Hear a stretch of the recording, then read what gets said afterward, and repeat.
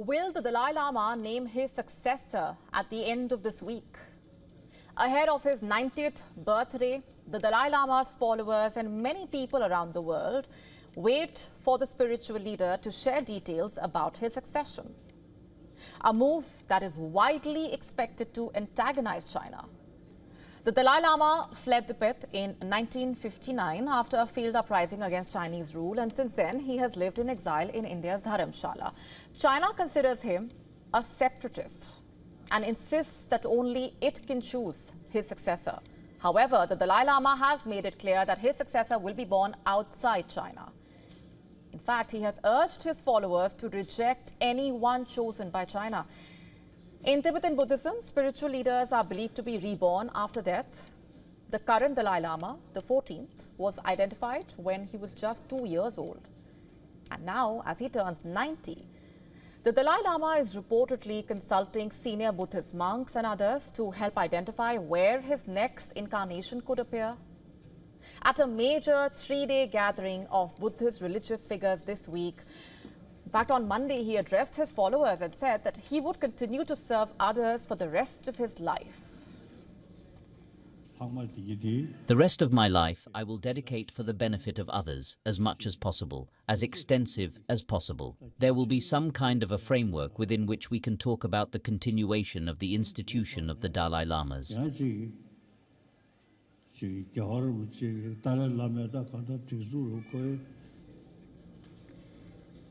The Dalai Lama has earlier suggested that his next birth could be in India.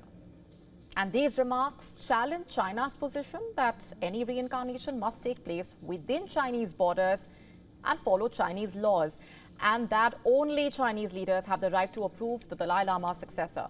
In March, a Chinese foreign ministry spokesperson said the Dalai Lama was a political exile with no right to represent the Tibetan people at all.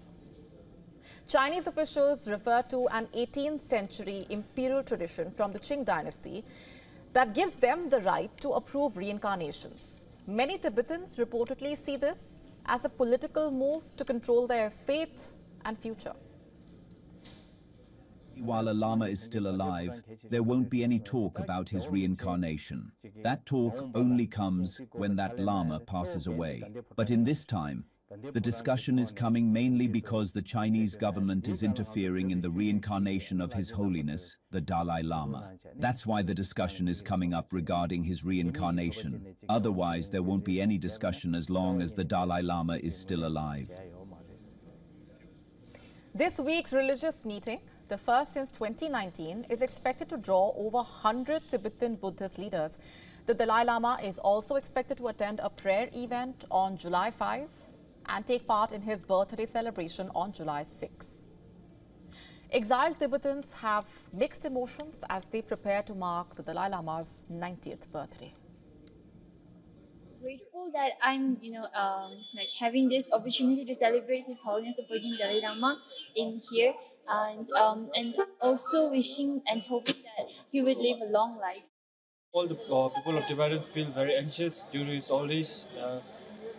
But as he have already done 90 years old, so we are very feeling both auspicious and also very sad to celebrate His Holiness over there. Officials from the Tibetan government in exile say they already have a process in place to continue political work if the Dalai Lama passes away. A foundation set up in 2015 by the Dalai Lama is expected to lead the search for his successor. Worried about these procedures, but rather about what will happen in the future with the Tibetan causes. But yes, we are worried. The big storm is coming, but for that, we are not escaping from that. We have dealt for the centuries and we will deal with that.